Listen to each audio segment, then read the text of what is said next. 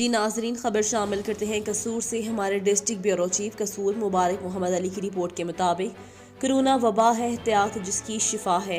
अंजुमन ताजरान राव खान वाला ने कोरोना वबा से एहतियात जिसकी शिफा है स्लोगन के साथ आगाही मुहिम शुरू कर दी।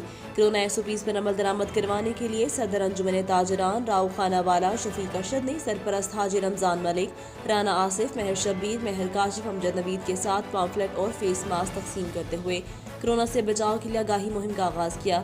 इस मौका पर सदर अंजुमन ताजरान राव खान वाला शफीक अरशद का कहना था कि मैंने तमाम दुकानदारों से कहा है कि फेस मास्क और सैनिटाइजर्स का इस्तेमाल लाजमी करें और सफाई का खास ख्याल रखें।